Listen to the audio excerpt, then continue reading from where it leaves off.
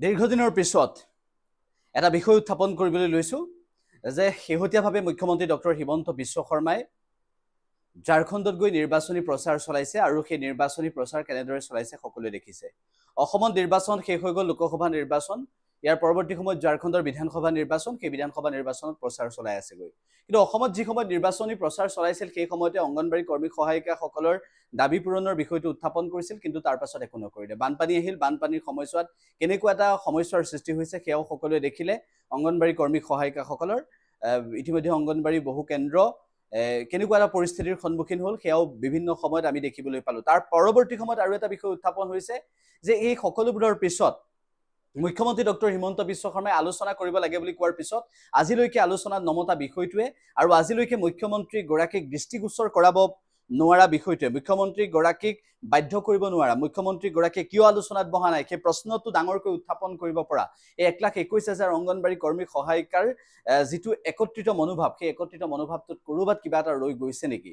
আমি ভিডিঅ'টোৰ জৰিয়তে প্ৰায় 1,21,000 যিহেতু অংগনবাড়ী কৰ্মী সহায়িকা আছে, সকলোলৈকে এটা আহ্বান জনাইছো যে মুখ্যমন্ত্ৰী ডক্টৰ হিমন্ত বিশ্ব শৰ্মাৰ ফেচবুকৰ জৰিয়তে যেতিয়া তেওঁৰ মন্তব্য কৰিব, তেওঁৰ ফেচবুক পেজ হিমন্ত বিশ্ব শৰ্মা, তেওঁৰ এক্স হেণ্ডেলৰ জৰিয়তে যেতিয়া মন্তব্য কৰিব, এই বিষয়টো আপোনালোকে উত্থাপন কৰক, তেওঁৰ যাতে দৃষ্টিগোচৰ হয়।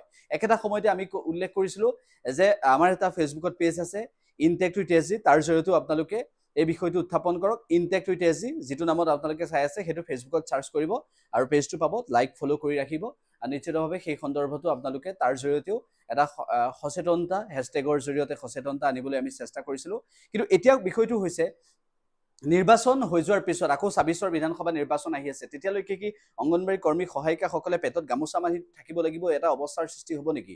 এনেকুৱা ধৰণৰ পৰিস্থিতি আকৌ এবাৰ সৃষ্টি কৰাব বিচাৰিব নেকি? যিটো সময়ত ৰাজ্য চৰকাৰৰ দায়িত্ব আছিল, যিটো সময়ত ৰাজ্য চৰকাৰ কৰণীয় আছিল, সেই সময়ত তেওঁলোকে তেনেধৰণৰ দৰমহা বৃদ্ধিৰ বিষয়টো গুৰুত্ব প্ৰদান নকৰি বেলেগ ৰাজ্যৰ নিবনুৱা কিমান বাঢ়িছে সেই সন্দৰ্ভত মুখ্যমন্ত্ৰীগৰাকীয়ে কথা ক'বলৈ যোৱা, ঝাৰখণ্ডত নিবনুৱা কিমান হৈছে সেই তাৰ উদাহৰণ দাঙি ধৰিবলৈ যোৱা, সেই বিষয়বোৰৰ পৰিৱৰ্তে অসমৰ যে অংগনবাড়ী কৰ্মী সহায়িকাসকলে যে প্ৰতিবাদ কৰিছে, আশাকৰ্মীয়ে যে প্ৰতিবাদ কৰিছে, NPSৰ কৰ্মচাৰীসকলে যে OPSৰ দাবীত সংগ্ৰাম কৰিছে, অপ্ৰাদেশিকৃত বিদ্যালয়ৰ শিক্ষকে যে প্ৰতিবাদ সাব্যস্ত কৰিছে, তাৰ পৰৱৰ্তী সময়ত NHMৰ কৰ্মচাৰীয়ে যেতিয়া প্ৰতিবাদ কৰিছে, এইবোৰৰ প্ৰতি ভ্ৰূক্ষেপ প্ৰদান নকৰি যেতিয়া কেৱল মাত্ৰ বেলেগ ৰাজ্যত গৈ সেই নিৰ্বাচনী প্ৰতিশ্ৰুতি আকৌ এবাৰ দিবলৈ যায়, তেতিয়া কিন্তু এক হাঁহি উঠা বিষয় বুলি আমি ক'ব লাগিব।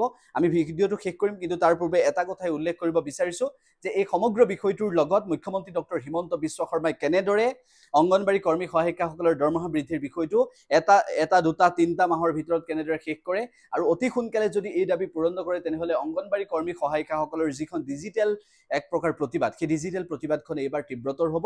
মই কৈছোঁ যে ইনটেক্ট উইথ এছ জি ফেচবুকত আছে, আপোনালোকে ফ'ল' কৰি ৰাখিব।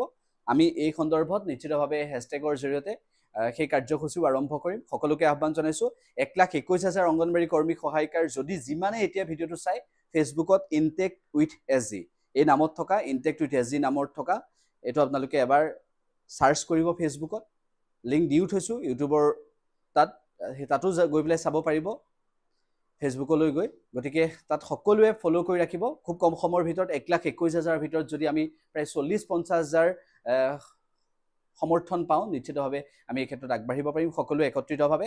আৰু অংগনবাড়ী কৰ্মী সহায়িকাসকলৰ, কৰ্মী আৰু সহায়িকা সকলোৰে কথা কৈছোঁ, মিনি অংগনবাড়ী কেন্দ্ৰৰ কৰ্মীসকলৰ কথাও কৈছোঁ, সকলো একেলগ কৰি কৈছোঁ যে কোনো কাৰণতে বৈষম্যমূলক মনোভাৱ নানিব, একত্ৰিত এটা মনোভাৱ লাগিব আৰু তেতিয়াহে সফলতা কিন্তু অৰ্জন কৰিব পাৰিব। সকলোকে ধন্যবাদ।